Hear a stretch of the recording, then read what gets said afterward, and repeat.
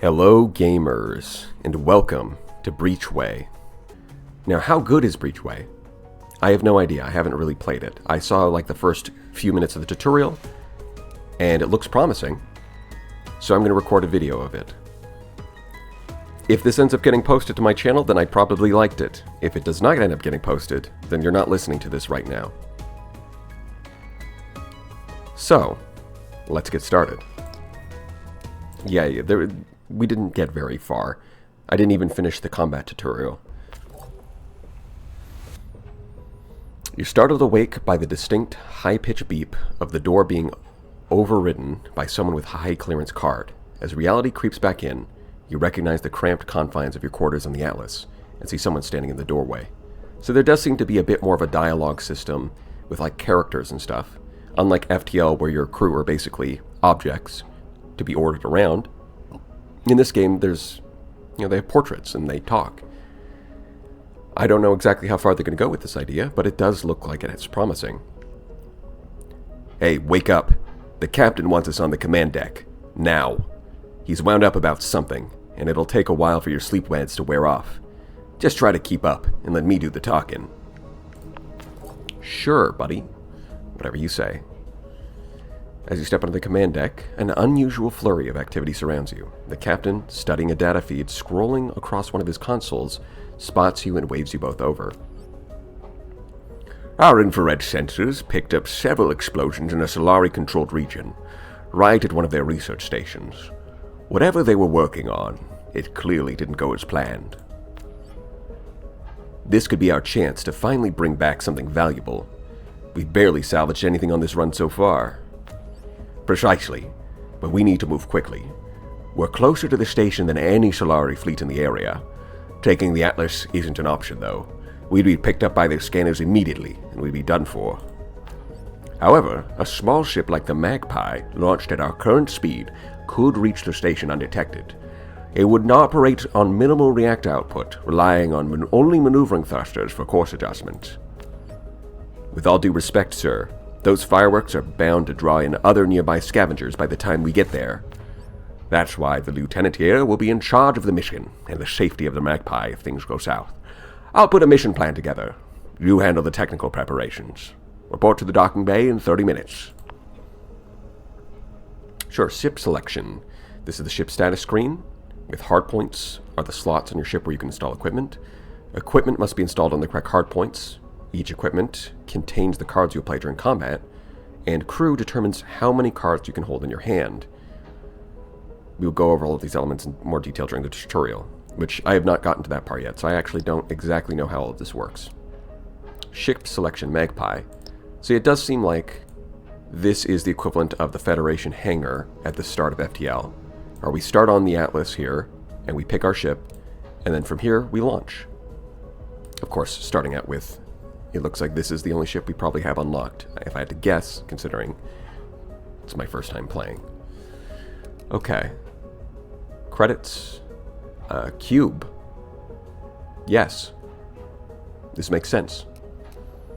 Energy, +4. I'm assuming, because this is reactor power, so the 4 here I'm assuming is excess reactor power, and it looks like there's 6 here, so I'm guessing that our other systems are using up 2 of the power.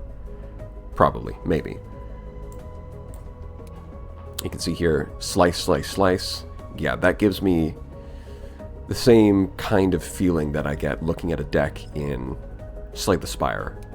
Block, block, block, and engineering with the target lock. And with those numbers, I'm assuming are kind of like how much energy they use, and then the energy is just how many actions you can do per turn. Yeah, that's looking a lot like... So it looks like the combat's going to be more Slay the Spire inspired, even though the overall gameplay structure is going to be FTL, which is an interesting choice of concepts to try and marry together, but I think it could work. I guess we'll just have to find out.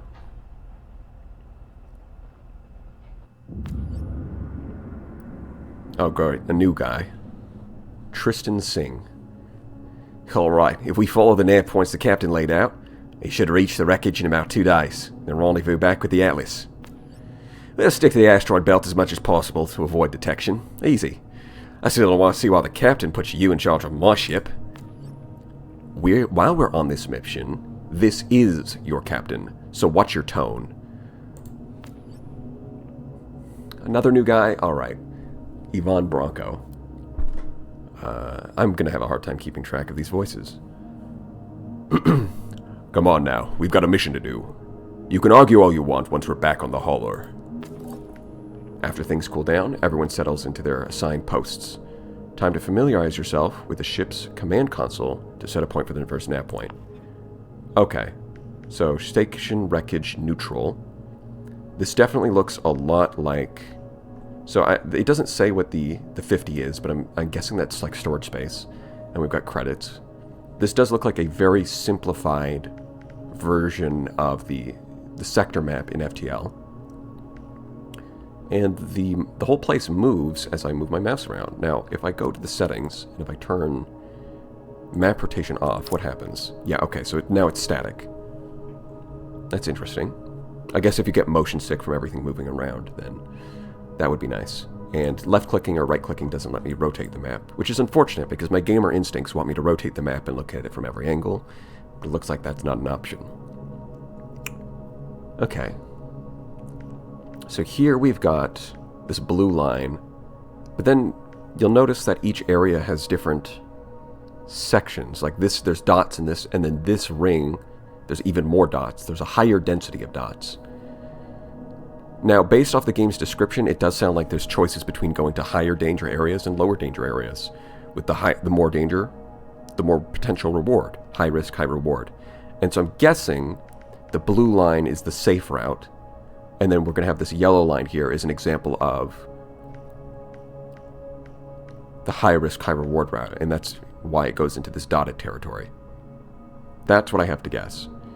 Now, I did say it was simplified, but I'm assuming that's because this is the tutorial mission with the sector exit at the end, and that once we get out of the tutorial, it's going to get a little more complicated. We're going to have more options than just this. We'll have to find out when we get there. Oh, the planet's rotated. Neat. Your console flashes a warning. Possible combat detected ahead on your flight path. Moments later, infrared sensors light up as one ship explodes. The remaining ship changes course, heading in your direction. There's no way they've spotted us. We've been running cold for almost a day. Just our luck then. Their new path puts them right us on the edge of their radar range. There's no way to avoid detection. The approaching ship ignores all hails, and its rising heat profile suggests they're gearing up for fire. Alright, let's do combat protocols.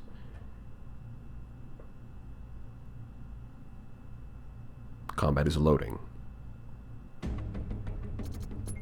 Okay.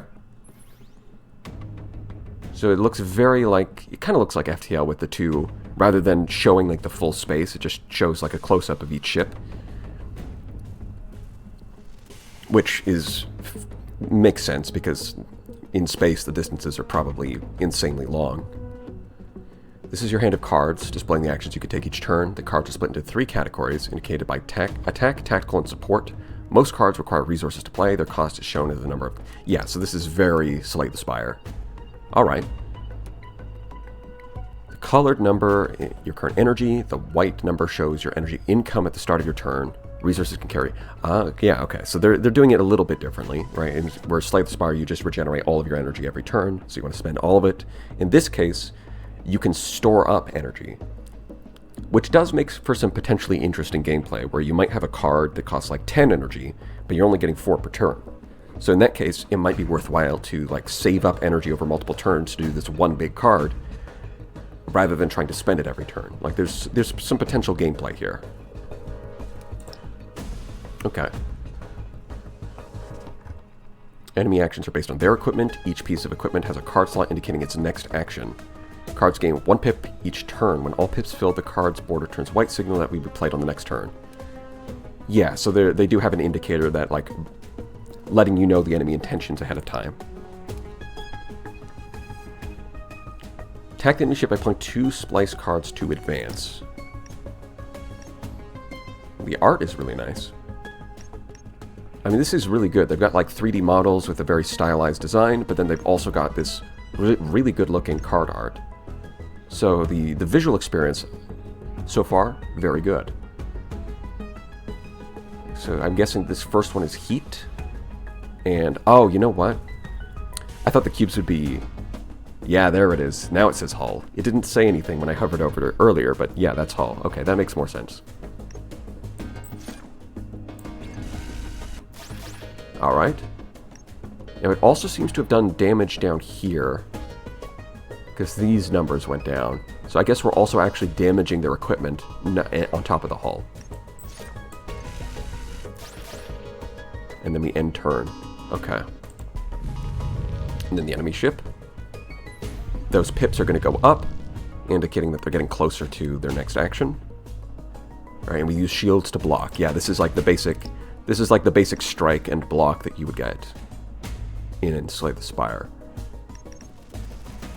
But again, they've changed. It does look like they've changed. They're not just like straight up copying it, right? It's very much like using the same framework, but then changing things to fit the gameplay that they're going for.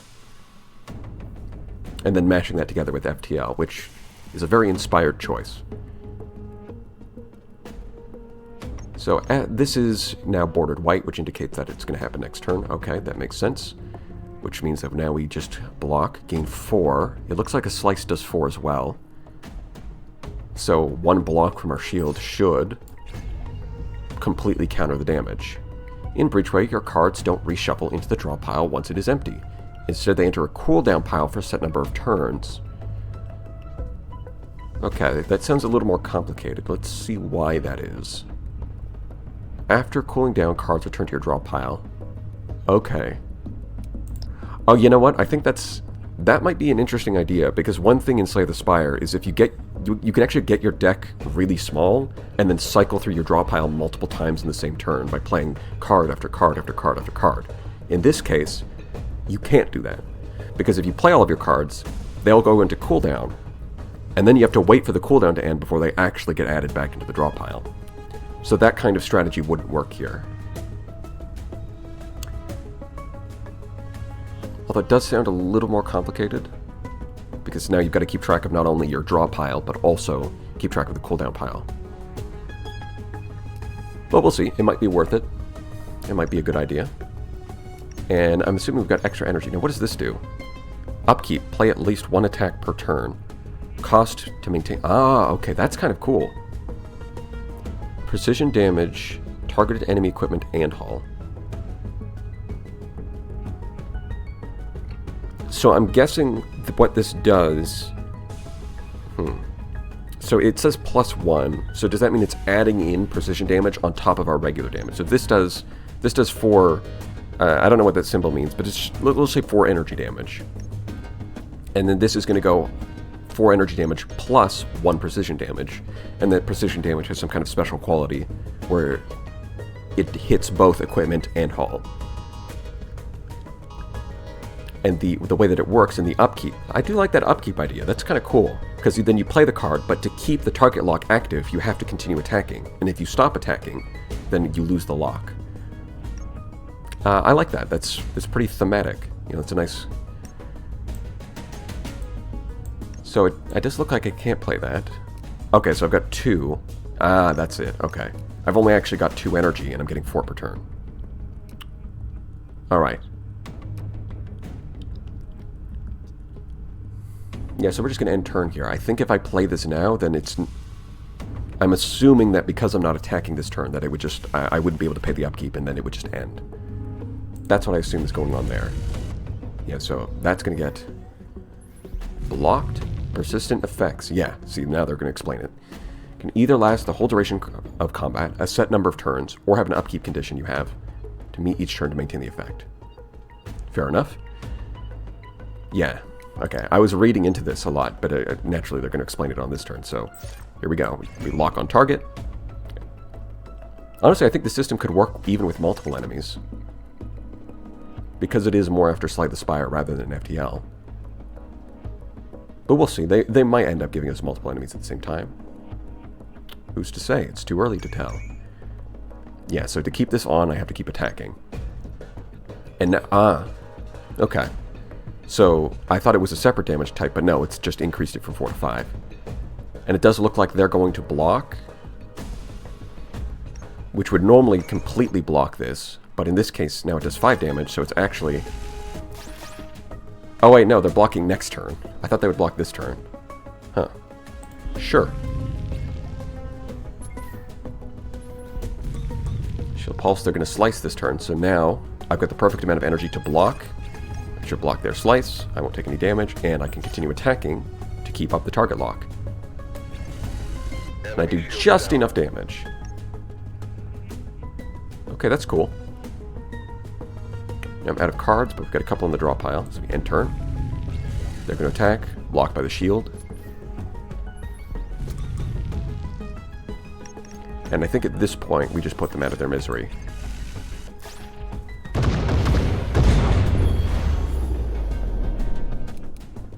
Wait, can I shoot? Can I click leave and not take this? Or...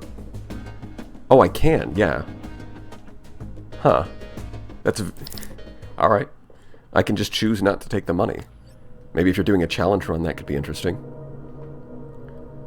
Looked like another scavenger. Probably panicked, fired on one of their own, and then veered off.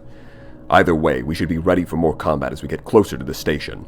Seems we're not the only ones stupid enough to raid a Solari facility. Too late to hide our presence now. Asking for permission to restore the reactor's ordnance protocol, that should allow us to squeeze some more power out of it. It'll also improve our laser beam's output. Permission granted. Override the cutter's safety protocols. We'll need more firepower. Aye, Captain. That should enable it to fire concentrated laser pulses. Won't be military-grade laser, but it'll come close. Sure. Ordnance resource. Ordnance is the main resource for attack cards. Open your ship's status screen. Okay, this is new. What is this? One unallocated reactor power, left-click ordnance to add your extra power to it. Yeah, I don't understand what's going on here. You can redistribute reactor power between your resources at any time. So does adding more... So it says it's based on the number of cards. So does adding the reactor power to that increase the number of combat cards that I can draw per turn? Is that what's going on here? Right-click on energy twice to remove 2 power from it. Left-click to add 2 power to ordnance. Okay, so I go down and go up. Although, energy seems pretty important. Yeah, okay, I misunderstood what this was earlier. I assumed that this was reactor power, but it's actually not. Right, reactor power can go into energy, and then energy is what you use in combat. That's a little confusing, but I'm sure I'll get used to it. Like, it's a little unintuitive that, like, reactor is a completely different resource from energy.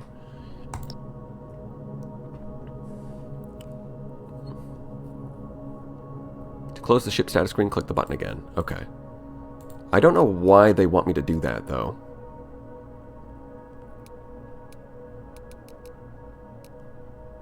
Because now I'm only getting +2 energy per turn in combat, and that seems pretty bad. But, okay, I can kind of see what's going on here. So, it's not necessarily the number of cards I can draw, but it does seem like it's changed the card, the quality of the cards I will draw. So if I go down on ordnance, and I go back here... No, okay. What if I do this? No, okay, so that's just permanently changed. Where before it was just the 4 damage card. Now I've got 2 laser pulses that do 3 damage, and beam sweeps that do differently. Or wait, is that 3 damage, or is that 3 cost? Oh, okay. There's different resources. That's what's going on here. Right, the orange is for ordnance as a resource, and then... Alright. We're figuring it out. I'm figuring it out. Gotcha. That wasn't exactly clear to me, but I understand it now. That's the power of color coding. But if I was colorblind, I would probably not figure that out. I don't know, maybe that's just me.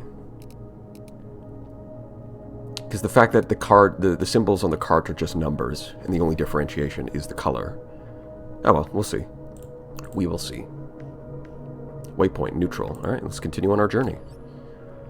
Incoming ship on an attack vector. Looks like pirates are starting to move on the wreckage. Let's see what the laser mod can do, Lena. Sure. I guess the two of you are always the ones who talk at the start of combat, and if that's how it is. Let's see. Resource redistribution. You can redistribute reactor power anytime in combat. Oh, okay. That is definitely... Alright, now the system's getting a little more advanced, right? This isn't just a simple energy system. It's like multiple energy systems, and you can switch between them. Alright, we're starting to see how the game's coming together. And there's probably going to be some third thing, right? Judging by the empty slot here. Okay. That's a pretty creative system. Warning, adding 1 power to a resource generates 1 heat. Heat changes take place after playing the next card or ending your turn. Okay. So it does sound like there is a limit to how much you can shift them around, though. Right? As you try to move them from one system to another, it generates heat, and that's going to have some kind of downside. Alright. So you don't just get to change them all the time on the fly. There's like, you've got to plan ahead a little bit. Heat tolerance and heat dissipation. Yeah. Tolerance is the amount that it can safely sustain. That's the capacity, and dissipation is how much is removed at the end of each turn. Yep.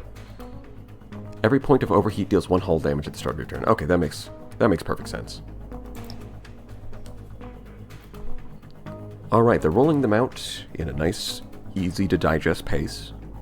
I understand what's happening. So this is going to cost... Yeah, this costs 3 points of ordnance and 1 point of energy. Now, as far as names go, calling it ordnance is a bit generic, but I kind of get the idea, right?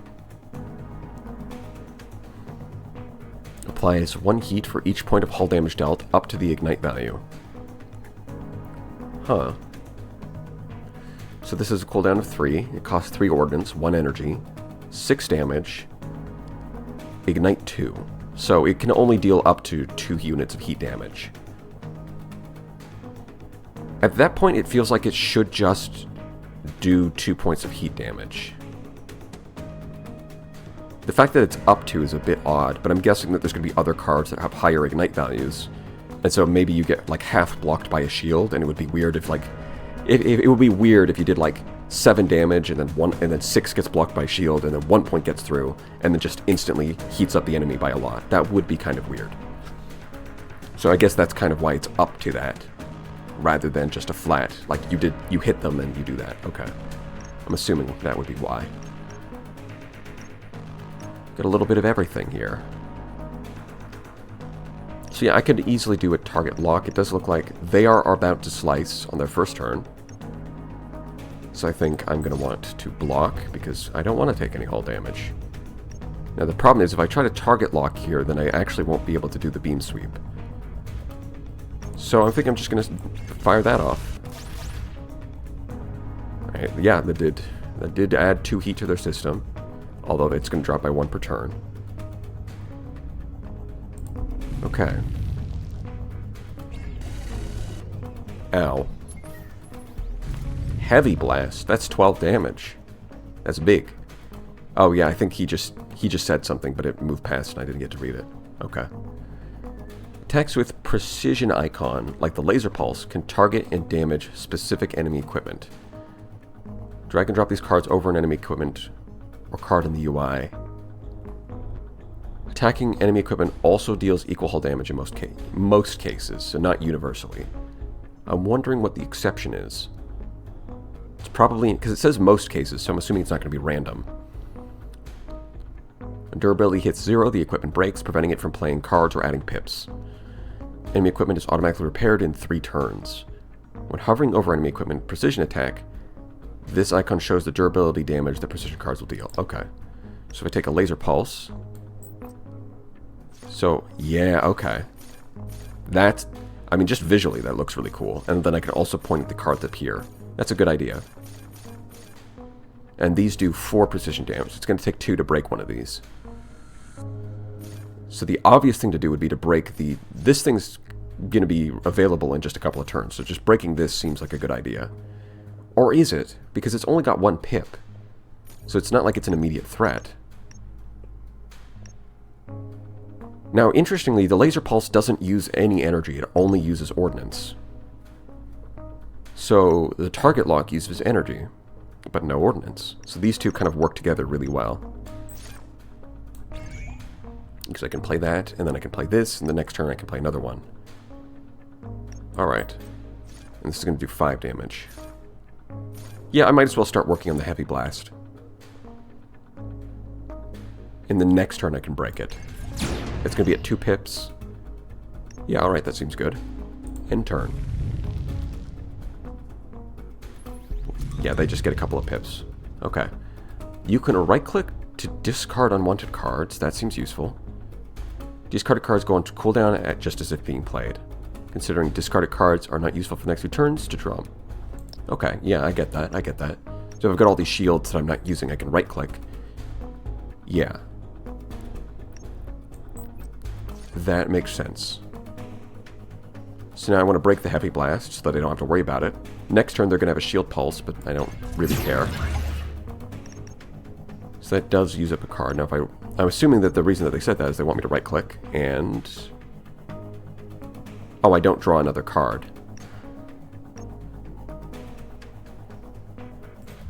Okay, okay, I see. I don't immediately draw a card. For some reason I thought I did. It's opening up the slot so that when I hit enter and I draw more cards. Gotcha. So they're going to get a Shield Pulse. Sure. And now I can start hitting them with Beam Sweeps. We're straight sweeping it. Enemy shields down. It's a bit weird that the voice acting happens during combat and not during any of the other parts of the game. But alright. I think that's all I can do, because I can't afford this. They're not attacking me this turn, so this is kind of pointless. Although they are going to repair this eventually.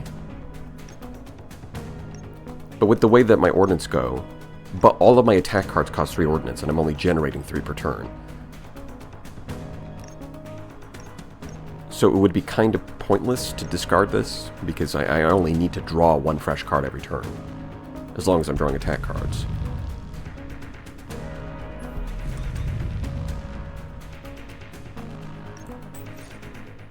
I wonder what happens if you use a precision weapon on something that's already broken. Well, I guess it doesn't matter if I just kill them.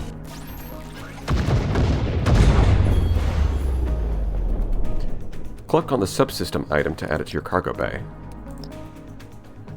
Subsystem for laser. Any attack from this weapon that deals hull damage adds 1 heat. Okay. That does kind of seem like... Yeah, this is going to be like your augmentations or your relics, I'm guessing. That's what subsystems look like. Captain, we should activate the Mass Refiner module. This will restore our reactor to full capacity and help us boost the Magpie's shield system. The shield was designed to deflect dust and minor debris, not high-powered lasers. I can modify it to suspend high-density particles in its magnetic field, which will help diffuse laser beams and deflect kinetic particles. Impacts. The infrared emitter subsystem we salvaged off that last ship could be just what we need to get out of this in one piece. I suggest we install it on our laser ASAP. Speaking of which, I'll be claiming that as reparations for my ship once we're back on the Atlas. The Magpie is going to need a fresh coat of paint after this is over. You can upgrade your reactor with credits you gather on your journey. Okay. Yup. Mass. Ordnance, energy, and mass. Of course, the classic equation, you know, E equals MC squared divided by ordnance. I mean, this is just physics. It's very basic. Subsystems enhance compatible equipment and their cards with various effects. Drag and drop the subsystem from the cargo bay into your modified cutter to apply it. Okay, so... like this? Oh. Cool. Oh, so that's what that yellow dot is for, is to tell you that there's something... Okay. That is what that does. Done. I understand. So if I click here, and then I go down here... Any attack. Okay, yeah, so this is like a little augmentation for your specific system. Cool. I'm assuming that all this other stuff is going to be filled out as we go along this journey. Along this little tutorial. Or maybe not. Maybe the Magpie just doesn't have access to all of those. At least not at the start. We will find out. It's another waypoint. Ship picks up a tight beam distress signal in the vicinity. The ship that sent it barely registers on the infrared scanner. Captain, I can't tell you how relieved I am to see another free roamer ship. I was certain I'd be at the mercy of the pirates closing in on the remains of the research station. I was en route to pick up supplies for a mining colony in the asteroid belt when some unidentified ships suddenly appeared on my radar. They were heading towards the nearby research station at speeds only possible through breachway travel, but there's no corridor in that direction. They opened fire on the station soon after. The defending forces was taken totally by surprise and responded by firing on any ship in the area that wasn't theirs. They barely got a shot off before being taken out. My ship got hit once by their missiles, knocking out the main drive. The impact triggered the reactor failsafe and sent the ship into a spin.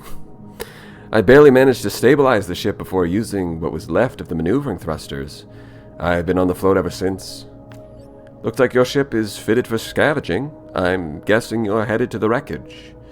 It's a suicide mission if you ask me, but given the distinct lack of better options, I'll do what I can to make it less of one, at least until we reach the first safe location. Sure, Isaac, you can come on board. I don't know what you do, but you're the launch bay guy, ace pilot. You have combat training, which chance to spot ambushes and get the initiative in combat encounters. Okay. Yeah, it does look like they have other abilities that they apply to the system that they're on top of, but I guess that's just not relevant yet, so we haven't learned about it. The remains of the station slowly come into view as you navigate to the designated coordinates. Things seem quiet. The radar isn't picking up any other ships. The tension in the crew is palpable. Judging by those electromagnetic emissions, there should still be some functional equipment we can salvage from the central section over there. Hold up. See that fluctuation in infrared readings? I bet a week's rations there's a ship lying in wait, looking to get the jump on any unsuspecting ships. Power up the laser, and let's circle around to catch them off guard. Okay, so that was the thing I was just reading about. The chance to catch ambushes. Neat. Crewmates have abilities you can activate at will during combat. To inspect crew abilities, hover over a crewmate's portrait. Abilities do not use regular resources, but instead they cost command points and have a cooldown after use. Your total command point capacity is based on the crew on board, with each crew member adding 3 command points. Okay, so even if you're not using... So if you add in extra crew, even if you're not using their abilities specifically, just having them on the ship does increase the command point capacity.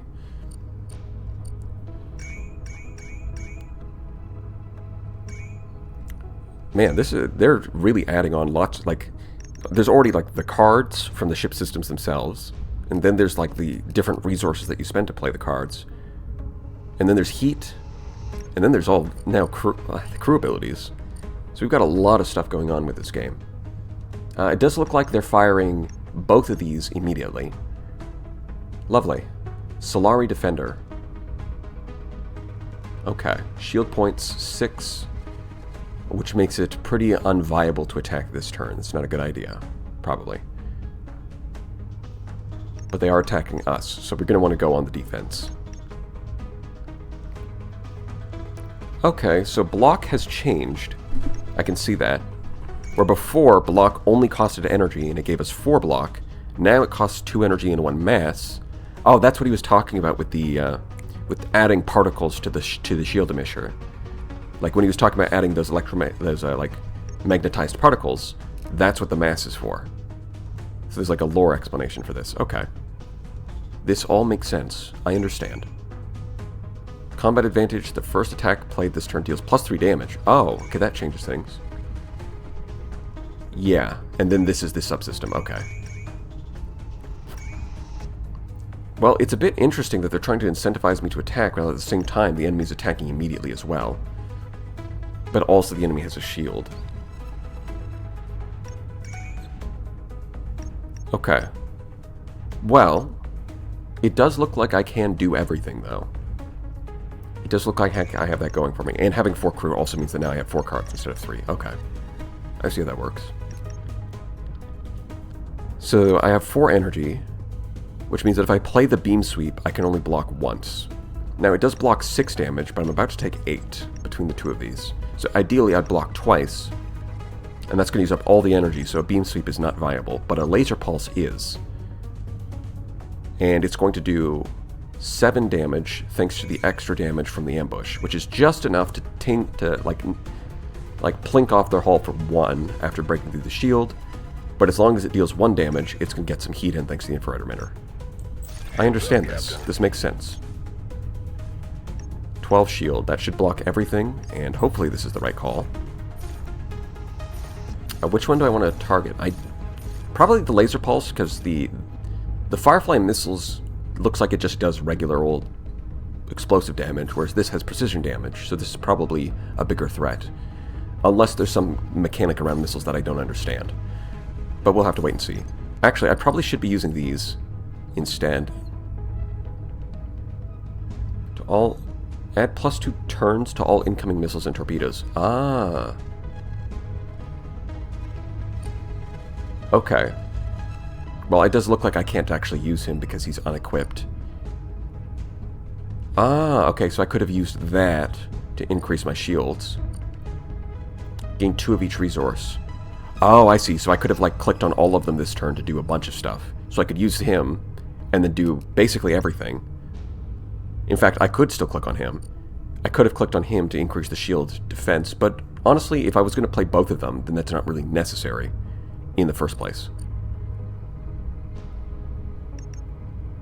Okay, so I see what I want to do here. I'm going to use 2 of each resource, which is then going to let me use a beam sweep now. And I'm going to use you, because the beam sweep does a lot more damage than the laser pulse, so that 50% is going to be more valuable here. It's got ambush, and we're overloading, and then we fire a massive beam sweep, and make them regret ever existing. That's huge. It's massive. Okay. And then we still have enough ordnance to fire off this laser pulse. Like that. And we've even maxed out their heat, too. Now, I do think we have to go over their heat capacity to actually start doing heat damage, but I mean, if we just keep hitting them, then eventually we're going to keep doing that because of the infrared emitter. Alright, end turn. Yep, shield block. Missile.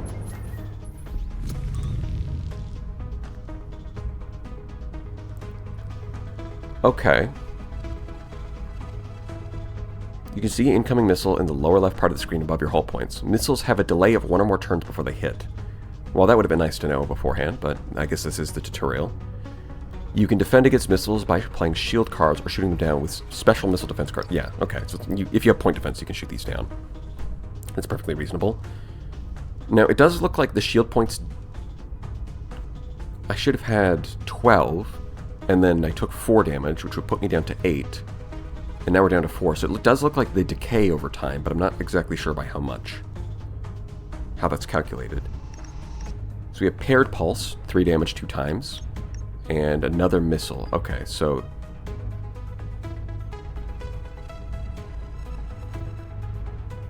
Is this...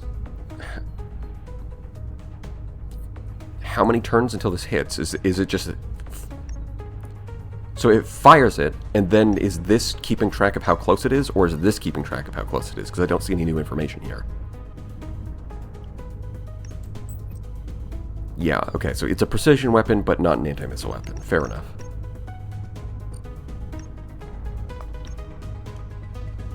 I mean, I should be fine, right? Even if this hits this turn, it's only going to do 4 damage, which I have shields for. Yeah, okay, so I can probably do this, but first, let me think about this. Yeah, if I do this, then I still have enough energy for a beam sweep. That seems fine. I'm not blocking this turn.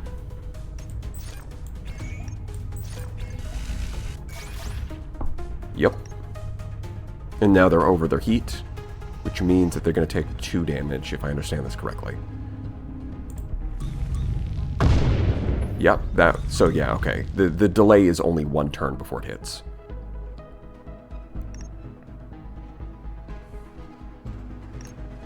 Oh, wow. All my cards are in the cooldown pile, huh? Cards coming off cooldown. Okay, so cooldown pile. This is how many are going into the next turn. Yeah, I actually managed to burn through all of my cards. Interesting. And I used up a bunch of command points, but they don't seem to be recovering. So I guess you just have 12 at the start, and they don't actually recover at all. That's what it's starting to look like. So this is going to hit this turn. It's going to fire the missile this turn, but it's not going to hit until next turn anyways. So this should just block, no problem, and I can use the laser pulse to shut down. And you know what? I could shut this down, which would kind of invalidate the entire point of putting up a shield, but whatever. You know, we're doing fine. Yep, there's the missile. It's in flight. Okay, that means it's going to hit next turn. So does the shields get cut in half every turn? That's what it's looking like. Because I had 8 and went down to 4. In this case, I had 6 and went down to 3. Like, if you excess shield cuts cut in half. So I could just let it myself take 1 damage here, but I don't really want to do that. So I'm going to throw up another block. Or I could just kill them. I wonder if... Does that end combat immediately? Yeah, okay, so the missile just stops existing. That's perfect. So if there's a missile in flight, just kill the enemy, and the missile will stop existing. Simple enough. Some enemies drop equipment cards. Yep. Basic missile rack. Add a card. Okay.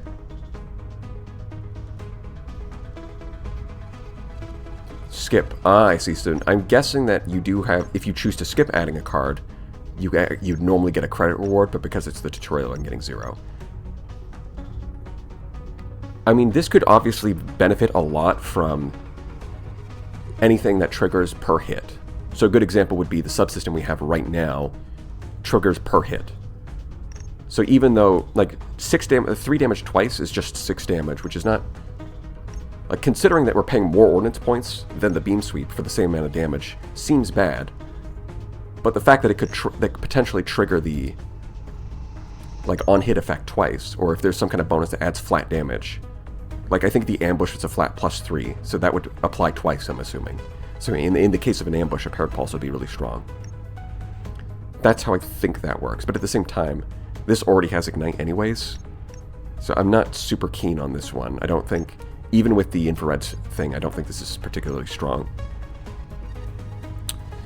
Shield Amplifier. Okay, so what this does is it gives you a ton of shields, but it requires you to already have some shields. That's kind of a neat idea. So you got to play a block first, and then you dump a bunch more energy points into it, and boom. Right, the first block gives you 6, then this gives you 10. That could be interesting. Going Fortress mode. And then a reactor boost. Upkeep. Ship is not overheated on turn end. +1 reactor power. Okay. I think this one might be the one that I want. Spend 2 mass and then you boost your reactor power.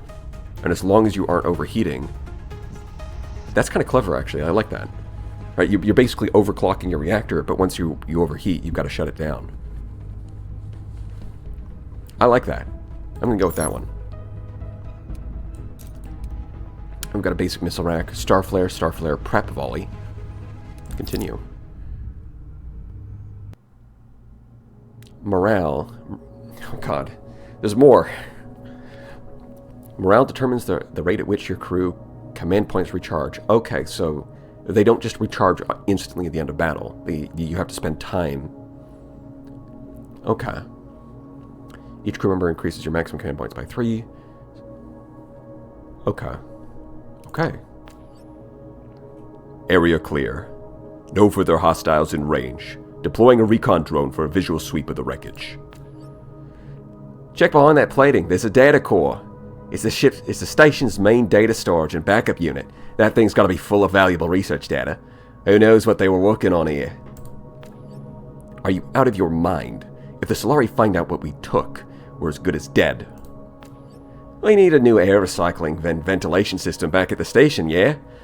This is exactly why we're on the scavenging run. That data could cover all that and more. This is no time for arguments. We've got a limited window before hostiles show up. Our orders are to retrieve all valuable salvage, sensitive data cores included. So let's get to work. The crew quickly works to secure the black box and fill the Magpie's cargo bay with anything valuable they can find. Once the job is done, you set course for the rendezvous point at the Atlas. Inspect your salvaged equipment. Okay. So I thought the launch bay would be fighters, but I guess it's missiles. Can I swap them? No.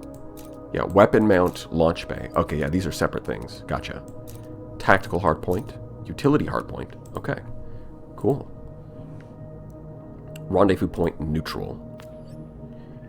Incoming type beam transmissions from the Atlas. Magpie, this is the Atlas. We've got a situation. The Solari have flagged us for interrogation, and probably have every sensor pointed at us until we rendezvous with their patrol ships. Any attempt to pick you up now would incriminate us both. We'll manage, but you're going to have to head back to the station on your own. Keep your burn at minimum, and maintain a low profile until you're clear.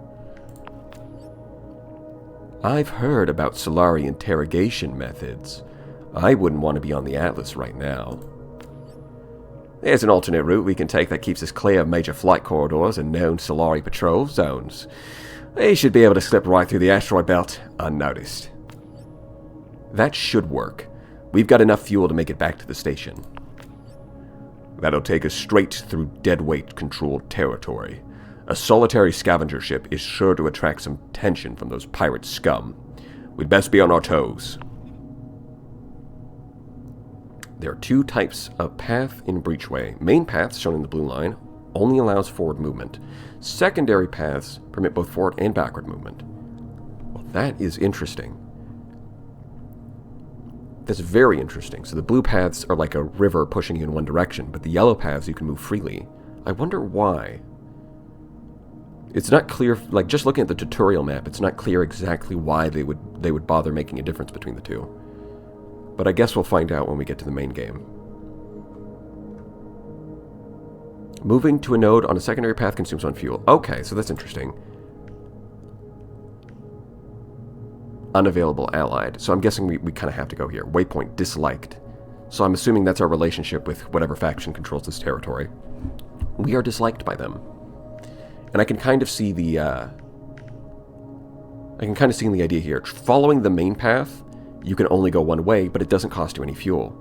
On the other hand, when you leave the main path to explore these areas, well, now you can move around freely, but it's no longer free. It's costing you fuel. Captain, we picked up a distress call. A civilian transport is under attack by a deadweight raider. They won't last long unless we intervene. We reroute power to the thrusters for max burn. We can intercept them and pull the raider's focus. That's too risky. We'd be wide open during the approach. The deadweight could take pot shots at us, and we'd be defenseless until our combat systems come online. It's a calculated risk, but diverting fire to us is the only way we have to save that transport. Our hull should hold against the barrage. You make the call, Captain.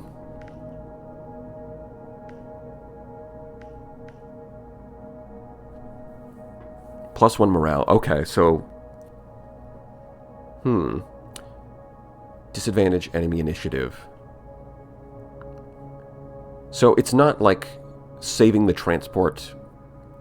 Well, maybe after combat, the transport might, we might be able to talk to them. But for now, the main difference is, by doing something heroic, we're going to boost the morale of our crew, but at the same time, the downside is the combat, the enemy gets the initiative. Okay. And morale does seem to be something that carries over between, because I think what they mean is that morale is the increase in command points per turn. So right now, our morale is 2, which is why we're getting +2 per turn. If we do this, then that's not just like 1 command point. That's 1 command point per turn. Which in the long run could be more advantageous. That's kind of a cool idea of a way to sort of encourage you to take more heroic actions. Is that your crew are going to be, they're going to feel a little more confident. They're going to feel a little more sense of unity and purpose. And then that actually has a gameplay effect. That's interesting. Now let's do it. Acknowledged, Captain. It's the right call. Prepare for the maneuver now. Yep.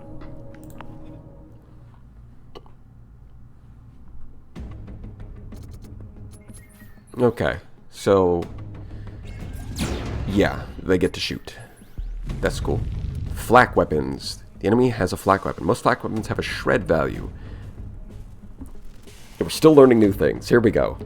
Each point of hull damage adds 1 shred up to that attack's shred value. On 10 shred points, the target sustains 1 brittle, of course, which increases non-precision damage received by 1. Yes, okay, that's a lot of terms, but I get it. So you shred them with the flak cannon. Eventually, it's a debuff, right? You're basically the more you stack up shred points, and once you hit 10, like you apply brittle, which is a debuff that increases all damage except for precision damage. So precision weapons don't benefit from this. Which means that if you're trying to do some kind of build where you hit the enemy with a bunch of shred from flak cannons, then you probably aren't going to try and synergize that with beam weapons that do precision damage, because there's not going to be any benefit there. You're going to want to combine probably flak with like missile weapons or something, because those are actually going to benefit. Gotcha. Or, on the other hand, flak barrages does seem like they themselves are not precision damage either, so they boost their own damage. So you could just stack up a bunch of flak cannons. Yeah, if anything, the best way to use shred looks like it would be to just stack up a bunch of, like, all of your weapons have shred, because then all of them are building up brittle as fast as possible, and then also they benefit from it. Okay. Well, I mean, when I heard the term flak weapon, my assumption it would be that it would shoot down missiles. That's what I thought. But it looks like that's wrong. Some cards like Prep Volley have the exhaustive keyword. While they can be played at any time during a turn, no other cards can be played after an exhaustive card. Okay. So it's like, you play this card, it ends your turn. You can still take some actions, like reassigning reactor power, but playing other cards is only possible on your next turn. Okay. So that's interesting.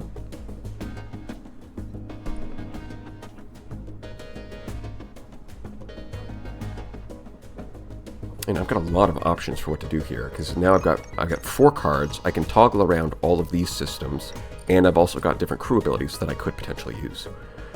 Now the first thing I'm worried about is this. So every point of hull damage I take from this increases my brittle value, and if it hits 10, then, or increases my shred value, and if it hits 10, then I get hit with a debuff that increases damage in the future.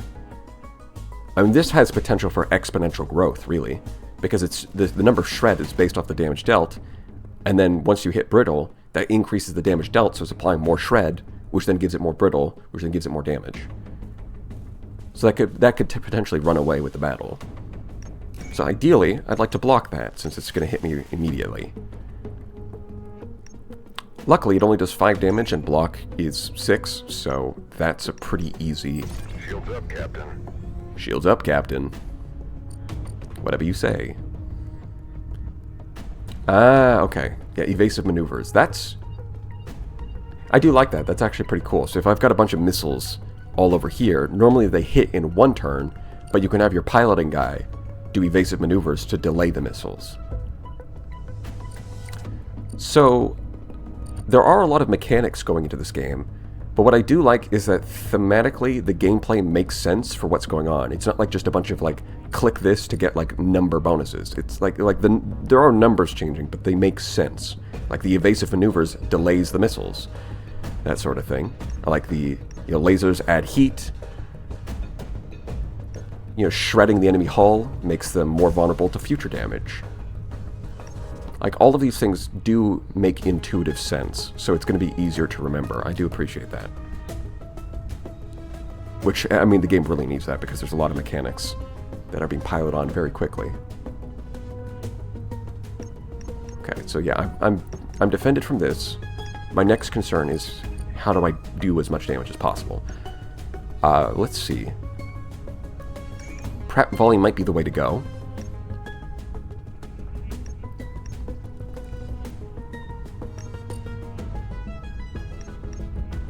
Add 1 counter on turn start. On reaching 3 counters, fire 3 Firefly missiles and return card to draw pile.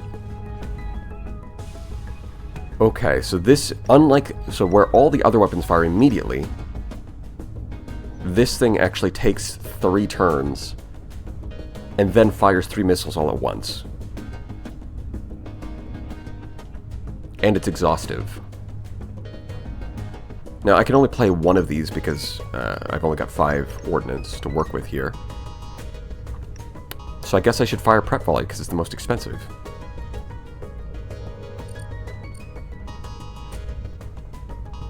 Well, I could use his ability to generate more resources, that's true.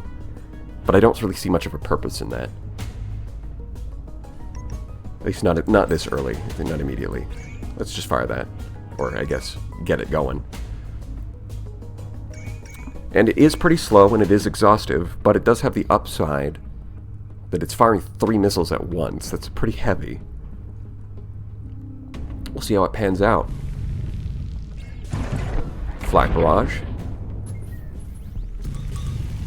I'm invincible, baby. Can't touch this. Star Flare.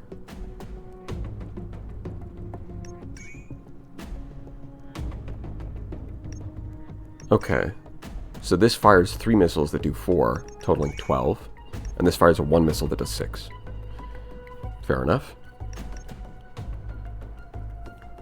So I'm guessing Laser Pulse is hitting this turn, so I could either block that, but I don't have enough energy to do that and fire the Beam Sweep, so I've got to be choosy here. I guess the best thing to do would be block plus these 2, and then hold on to the Beam Sweep. That's what it's looking like.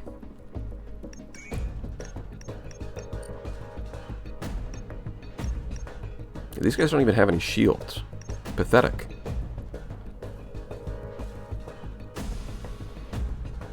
Which of these do I want to target, though? I mean, this could potentially break my weapons, but so far we haven't addressed that at all.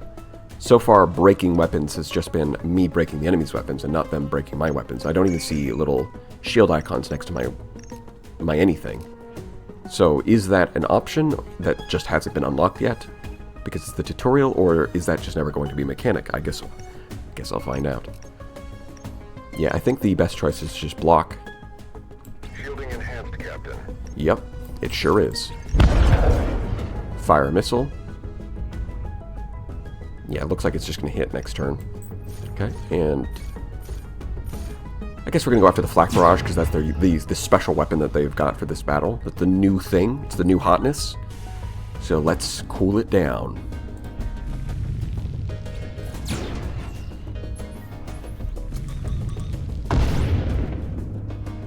Interesting. So that missile did hit. Yeah, okay, so that's what happens. Like, I end my turn, and basically at the start of my next turn, the missile hits. I've got 2 beam sweeps. I got a target lock.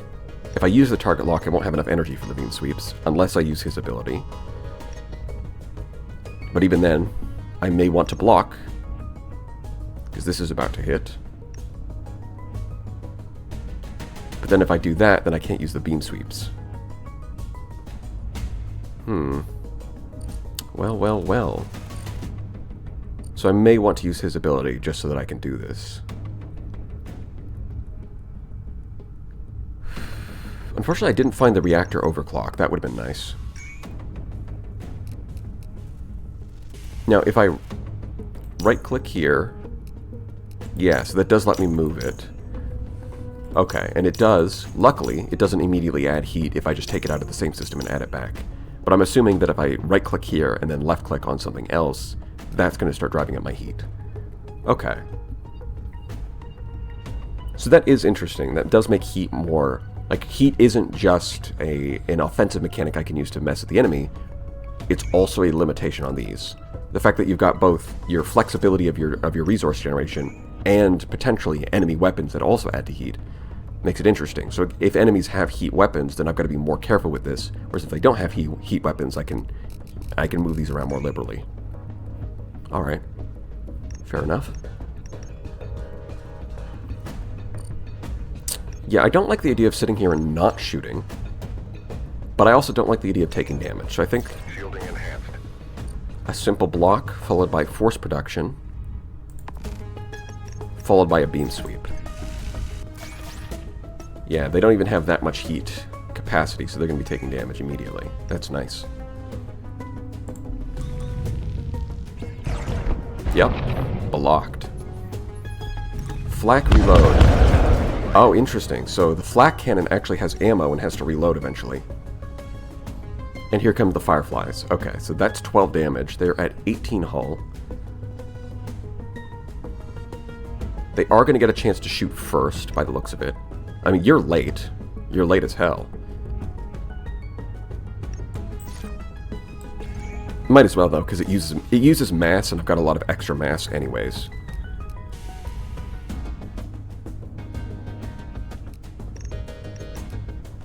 Although, I guess, even if I increase the income now, it doesn't really matter that much. It's a little late. Yeah, you can see +1 heat. Yeah, and that's only going to add on at the end of the turn. So that gives you a chance. That's good, because it gives you a chance to sort of play around and see what you want before actually punishing you with the heat. That's fair enough. You know, it gives you that a little bit of leeway. And I do have just enough energy to block, and then hit him with this. And then I'm going to block this laser pulse, and he's got exactly 12. And then he's going to get obliterated by the missiles. Actually, it's going to be a little overkill because he's done enough heat damage. But yeah, he's cooked, as they say. I told him, you know, I radioed the pirate captain on the phone. I said, praise Skibbity or perish. He chose to perish. I mean, he just doesn't appreciate the humor of Skibbity Toilet. What can I say?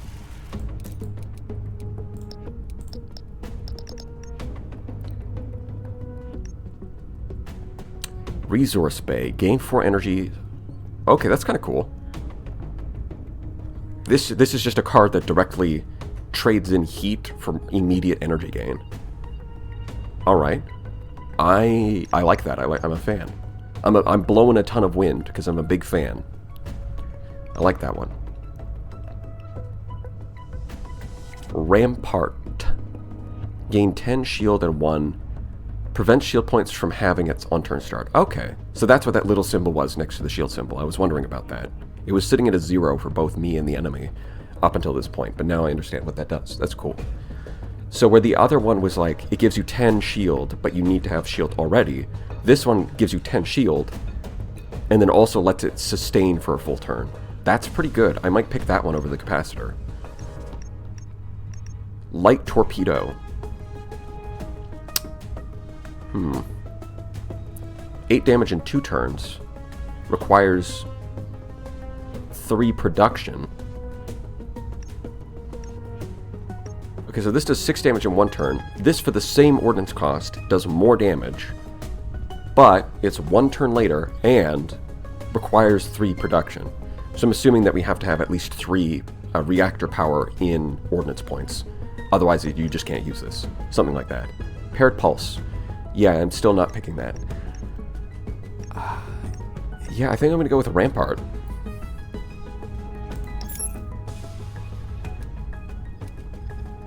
And PDC array. Okay, yeah, this is our point defense. PDC burst. Get me. Point defense cannon. Calling it PDCs reminded me a little of The Expanse. Providing effective defense against missiles. Auxiliary equipment operates without a crew member and doesn't add a card slot in combat. Yeah, so I'm guessing that with this external attachment we're going to unlock along the way here. Cool.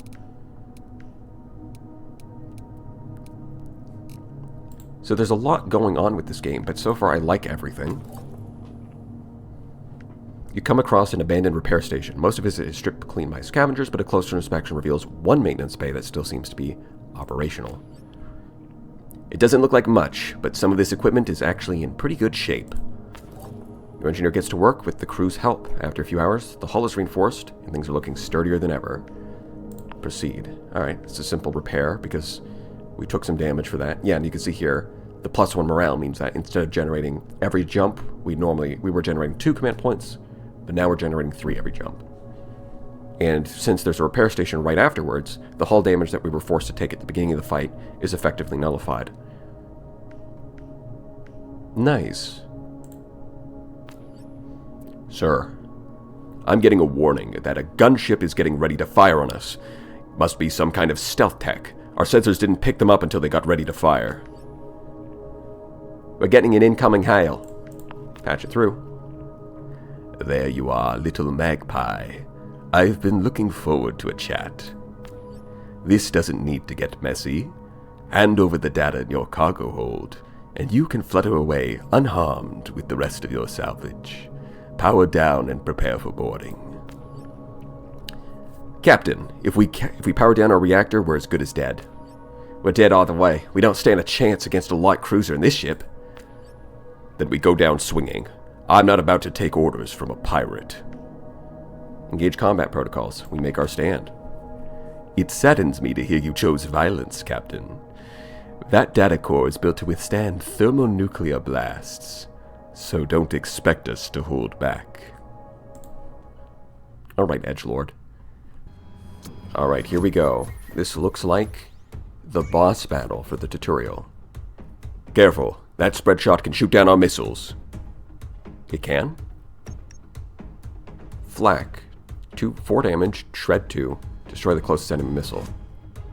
Okay, so my instincts were right. Flak cannons can shoot down missiles, it's just only some of them. And it looks like it's got 1 pip, so I'm guessing this fires every turn. That's no good. That's no good. Slice, it's basic attack. Star Flare, basic attack. Target analysis. +1 damage, ongoing. Effect disabled if equipment is disabled, cancelled if equipment is broken. Okay, so that's like a, that's kind of like my targeting thing, but instead of needing to fire an attack every turn, I can disable it by breaking that system. That's kind of neat. Looks like the optics module, basic launcher, basic laser, flat cannon Mark 1. Okay. Gotcha. I understand this. It does mean that firing 1 missile is not going to be very useful because they're going to get shot. This is firing every turn and it's shooting down 1 missile. So I would need to stack up multiple missiles to make that useful. This is cool, but the missile's not going to fire for a few turns, so that's not super helpful.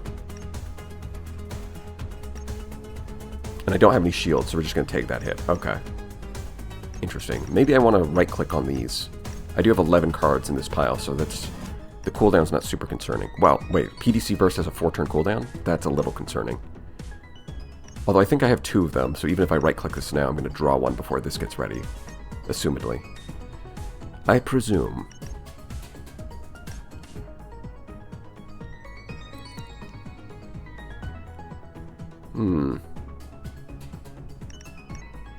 So if I right-click these... I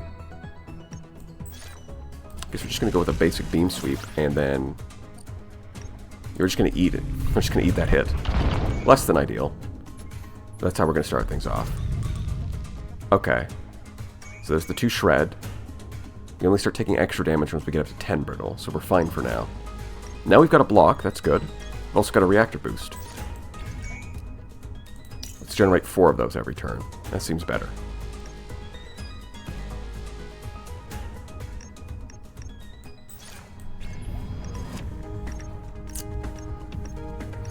So, it does look like we're still going to take 2 damage this time. But, hopefully because the spread shot is at the front, I'm hoping it's going to hit first. Because the ordering matters here. Like, if the slice hits first and then the spread shot, that means we're going to take more brittle. But if it's the other way around, then we're not going to take any brittle. But as it stands, I don't have much control over that. So this is down to 10. Okay. So... The next attack play this turn gets 50%. If I can get this up to 6, I can bring this down to 4, and then another laser pulse will disable the flak cannon, which seems really valuable right now because this thing is a pain. It's firing every turn and it destroys missiles. So I'm going to run with that. Let's hit that flak cannon. And I just need to draw a laser pulse and then it's gone. Alright. Sounds good. I'm going to hold on to this PDC burst because this is going to fire, which means next turn this is going to be really useful. If missile incoming, destroy 1 missile, I'll steal 2 damage. Okay. No VFX. So I'm assuming that if it shoots down a missile there's a visual effect, but then if it's if there's no missile and I shoot at the enemy, then I'm assuming that means there's no visual effect for that. That's what I think that means. And I've still got all my abilities. Okay. Thunk. Yeah, okay, so I was right. It does go in left to right order. Flak Barrage. That's different. So it's not just going to fire every turn. They've got other cards as well. Deal 5, Shred 2. If applying Brittle, deal 4. Oh, that's not good. Now, it's not going to apply Brittle this turn, so it's not that scary, but... Yeah, okay, that's... So I can go Target Lock, Laser Pulse. I want to spend 5 energy turns this turn, and thankfully, we have 5 energy. So I actually don't need to use Force Production. I can just throw up a block. Wait, do I need to throw up a block? I don't think so. Yeah, they're not firing this turn. Yeah, I can just use the PDC Burst to shoot down the missile. Enemy missile intercepted. Yeah, that's very Expanse. That is the Expanse. Nice. Now, that's going to do 5 damage and disable this thing. Okay, yeah, and it just gets straight shot off. It's take 3 turns to recover. Alright. And I still have enough to use this block, but there's no point in using it now. So we're going to end turn. Target Analysis, and now they're doing extra damage. Blind. Enemy attacks deal -1 damage. Well, that's no good. I do have 6 Ordnance. We're going to get hit with a Slice that does 5, but we can block, and we can double Beam Sweep. Yeah, that seems good. There's not really anything else I would want to do. Starflare's coming in, but that's next turn. Yeah, so we throw up a block. Throw up double Beam Sweep. Yeah, okay, yeah, so it looks like non-precision weapons do hit their equipment. It's just random. Gotcha. And yeah, between the two of those, now we've got them overheating. Now we're doing some... Now we got some of that DPS. That's good. Yeah, that was a solid turn. We've used up all of our resources, and we're in a good position. They're firing a missile, but I'm not scared. Can PDC burst that if we have to. They're not firing any other weapons, so we don't need to block. Got a couple of Starflares, and we can just fire both of those. Oh, no, we can't fire both of those, because if we use the PDC burst, that's going to use that. So I've got a couple of options here. I could use this to block the missile instead, and then that would let me fire both missiles. The downside to that is I would take 1 damage from the missile, where the PDC burst would just shut it down immediately. On the other hand, this is an option that I can just use. So, or I could, actually, I've got a lot of options. I could use Evasive Maneuvers just to delay the missile. I could use this so that I can fire the PDC burst in the same turn. I could use this to boost the... Yeah, okay, I've got a lot of options here. Like, basically any of these would solve my issue here. So I guess it's really a choice of, do I want to block, or do I want to use PDC burst? I am going to fire both missiles.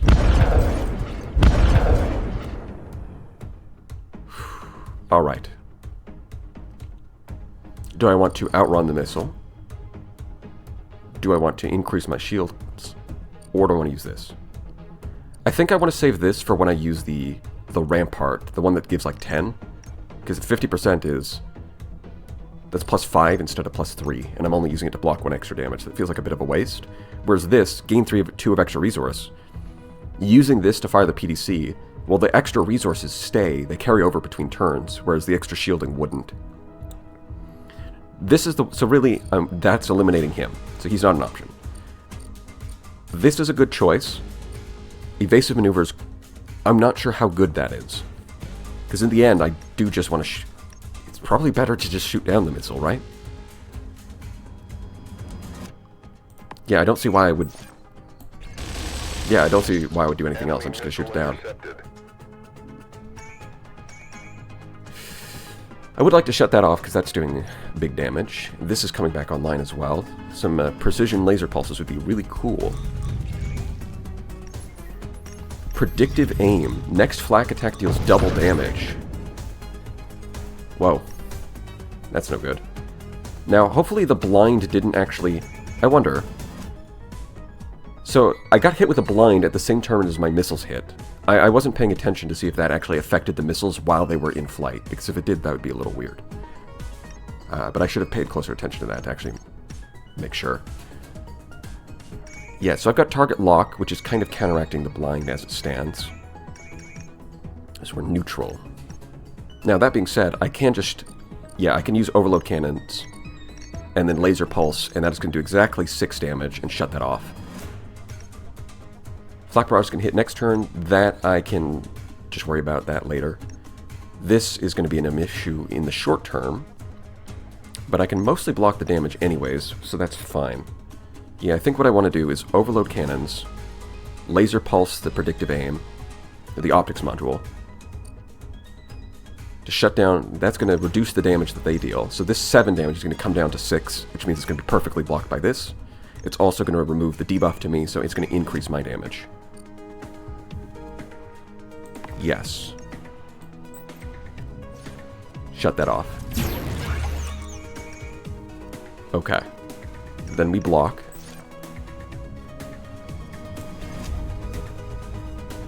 And then we sit tight.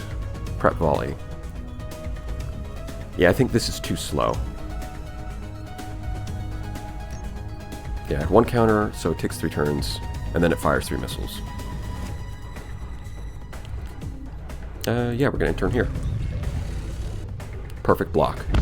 Then they fire a missile. If we draw PDC here, then we can shoot it down. If not, I think we'll be fine. Because we're just about killing them. Yeah, they've got 20 hull left. That's 10 damage. Then we're going to put them over their heat limit, but not quite as much as I would like. So, laser cooldown. Huh. So the enemies do actually have to, like, cool down their lasers. That's... I don't have that. That's interesting. Flak barrage. That's going to hit this turn. It's going to do 5 at the same time as this missile hits. Ooh. I don't know how I feel about that. Also, I think I'll just go tune... No, I don't actually have enough. Ah, so these two actually cost 3, and these guys cost 2. Yeah, I don't have enough command points. Okay, so I can't do that. Gotcha. So I guess I'll just fire a beam sweep first. Let's see what it hits. It did... I was really hoping it would hit that, so then I could hit it with... shut it down with this, but unfortunately, it's not quite how it works.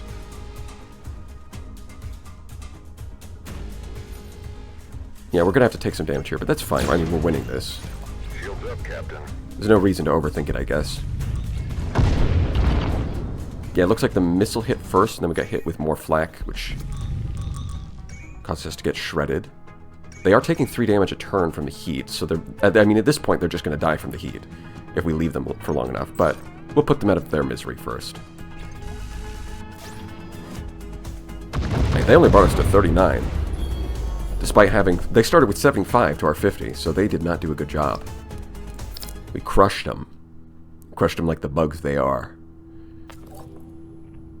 It's over. You made it out alive. Somehow. You look around at your crew. Everyone is exhausted, but still breathing. Setting the ship's navigation to autopilot, you lean back and finally relax with a sense of relief. Sure. Home station up ahead, Captain. Preparing docking procedures. Once docked, the station's spin gravity kicks in. You and your crew disembark, heading to your quarters to rest while the dock workers unload the cargo bay. A few hours later, you're called to the station director's office. Who are you? That's a new character. I've had our researchers look at the data you've brought back in that data core. It's heavily encrypted, but Ren here managed to extract some data on the research they were conducting at the station. Oh God.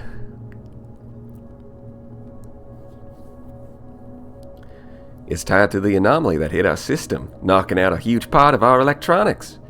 The equipment at the research station picked up the data suggests it might be a coded message, or a signal from an unknown origin. Their data indicates that multiple star systems within the Breachway network were affected, which led to them to trace the trajectories to a set of coordinates where they converge, deep in the Breachway network.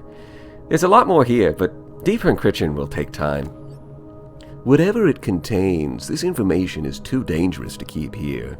The Solari will come looking for it before long. They're already moving fleets to close off breachway access points.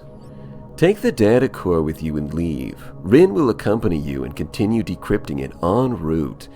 Judging by the Solari's response, this signal could be something major. Possibly something that could shift the balance of power. So we're going FTL with this one. We've got like important data, and that's the main quest line. Okay. Me and Ivan are joining you as well. There's no way you're heading off on a crazy adventure while we're left doing maintenance on the ventilation system. Good. We're prepping a Corvette-class gunship in the hangar for you. Posing as mercenaries will let you move freely within the breachway network without raising suspicions. Once you're ready to leave, head to a random system in the breachway network, and from there, start making your way towards the signal coordinates. This should make it more difficult for the Solari to connect you to the events at the research station. Godspeed, Captain. Cool. Yeah, I'm sorry, Rin. I don't know what voice to give you yet. Everyone else, I felt like, it's alright, but you're just gonna get butchered for now. I mean, it sucks to suck, but it is what it is. Alright, so now we've got like a real ship instead of a little guy. A little fish. Ooh. Arbalest. Now that's a good name for a ship. Look at that beast. Beautiful.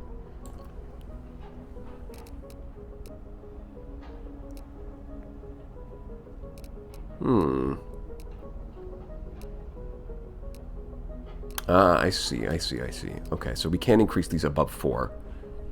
Alright. And what is this?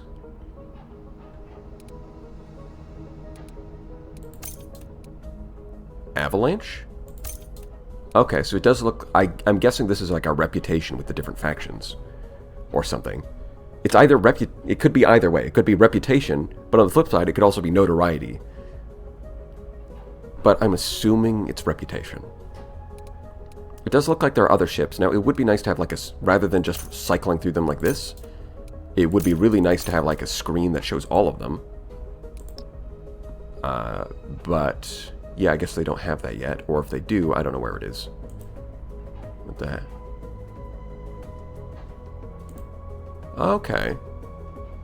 So you can unlock additional perks, and in this case, every 8th attack costs 0 ordnance. Where did these perks even come from? Oh, you know what? This is probably built into the ship, isn't it? Yeah, that's built into the ship, and then I get to choose savings as one of my, like, character perks, I guess. Missile Fabricator. Okay. Okay. That's how that works. Looks like the crew also changes depending on what ship you're playing. Interesting. Yeah, I liked this. I want to see more. So if you liked this, let me know in the comments section, because I'd be perfectly happy to play more of this if people are interested. I mean, that was a fairly long tutorial. There's a lot of mechanics to soak in, but I think that the gameplay, I'm starting to get a vision of what the gameplay is going to be like, and it's coming together into something that boss battle did a really good job showing off. I think that was a lot of fun. So, I'm going to call it here. Thank you all for watching, and I'll see you next time.